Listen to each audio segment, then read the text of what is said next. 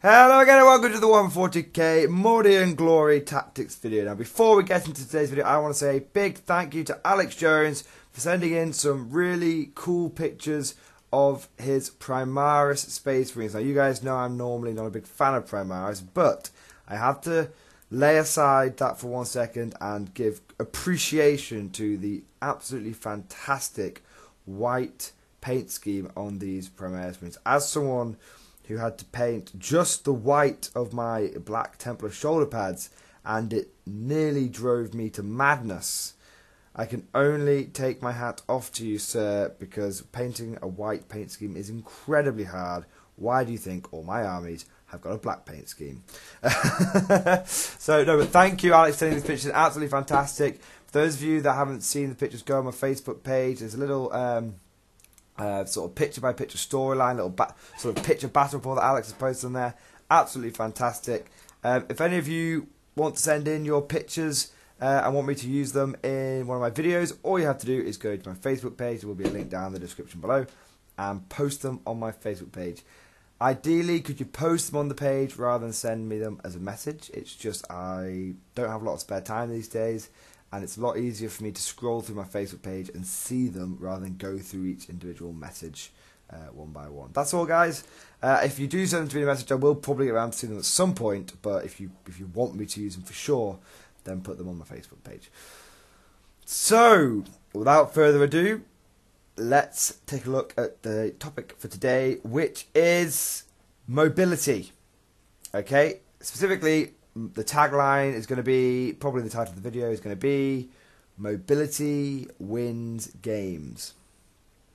Okay, so, back in the day, traditional 40k, we're talking a while ago now though, to be fair, we're talking sort of 5th, 6th edition kind of times. Many games for 40k were won by gun line tactics, and to be honest, gun lining is a staple traditional tactic of Warhammer 40k. And the tradition behind the gun line is you just bring enough guns that you can line up and blast your enemy off the table, and you win by tabling your opponent. However,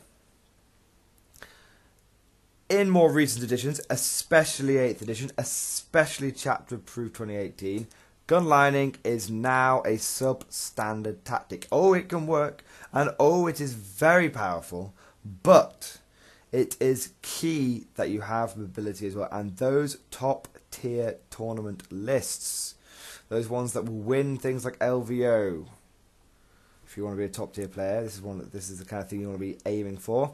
They not only bring incredible firepower, but they also bring exceptional mobility. Why is mobility important? Because now we have missions like Maelstrom of War, where random cards are drawn. You don't know which objective you're going to have. The 6 objectives on the board, you don't know which one's going to come up. It could be one that's in your opponent's half of the battlefield. If you have no way of getting there, you've got no way of scoring that point. And in some missions, you can't get rid of your cards. You have to stick with what you get. So, it's very important that you have good mobility, to have good board control. We've talked about board control time and time again. I will keep banging that drum, because part of having good board control is having good mobility. Okay, and you'll see top tier armies which have mobility throughout them. Okay, it's why armies like Necrons are a considered relatively weak army. There's a reason for that.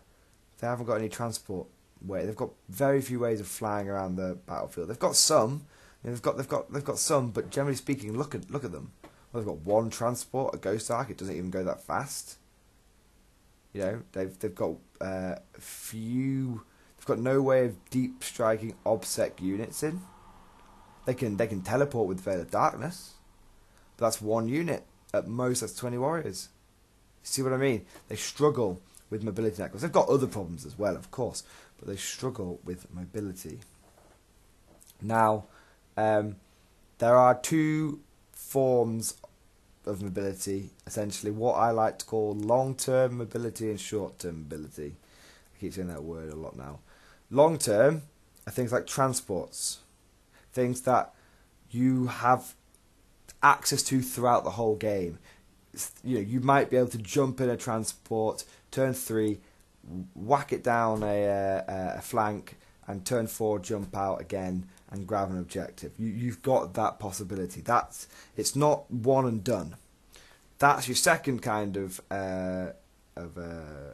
mobility, which is traditionally things like deep strike, things where you will drop in and you'll be able to turn up anywhere you want, but once you've dropped in, generally you're quite slow. Most things that can deep strike are infantry models, so you can deep strike into position, but once you're there, you're kind of there for a while. Now, there are also things, obviously, like bikes, which are quite mobile as well, very mobile, and flyers, which also give you access to good mobile options. They're the things you want to be considering. Okay, now especially, let's bring it back. So we all sort of know the options available. Some people would argue that transports are kind of dead in this game. There are other ways of getting mobility. There's so there are sort of traditional ways of thinking about it. There are asymmetrical ways of thinking about mobility. Okay, whilst you might be, let's say, an all-infantry army, if we're looking at Imperial Guard here, or Genestealer Cult, something like that, but let's stick with Imperial Guard. You might be a pure infantry army. You might not, or heavy infantry army. Your mobility then doesn't necessarily come from the ability to deep strike down, and you haven't got any transports. It comes from the fact that you're everywhere. You're covering an entire deployment zone. You're absolutely everywhere, and by being everywhere, you have the opportunity to move onto an objective, simply just to move in advance, to break through areas of the line where your opponent is weaker.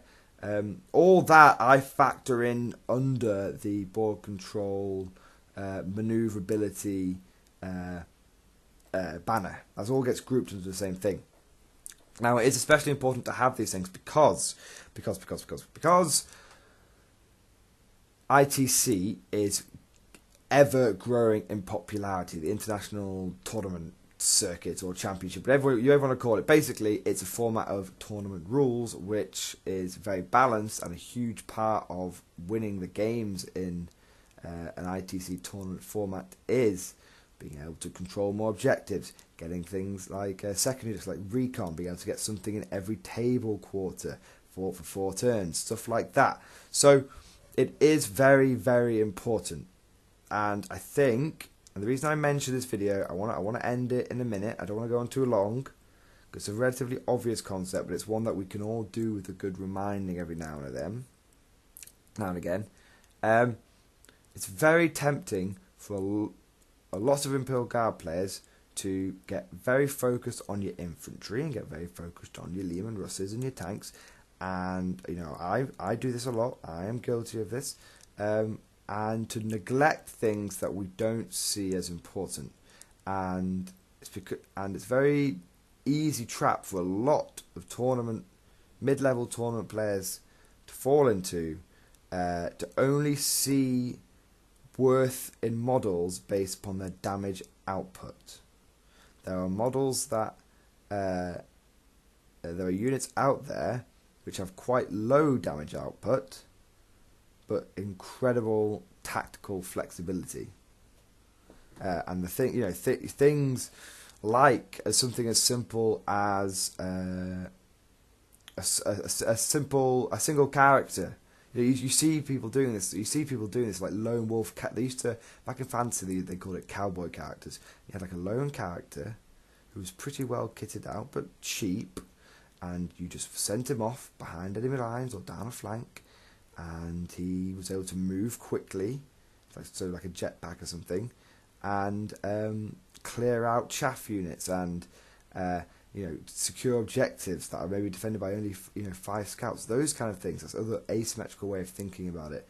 And really, that's the kind of thing you want to be thinking about in ITC. It only takes like one model in each table quarter, and you get a point. You know, if you only need to be able to clear an enemy off an objective, and you hold 2 and they hold 1, you get a bonus point. It's quite easy to strip ahead. So they're the things you need to be keeping an eye on.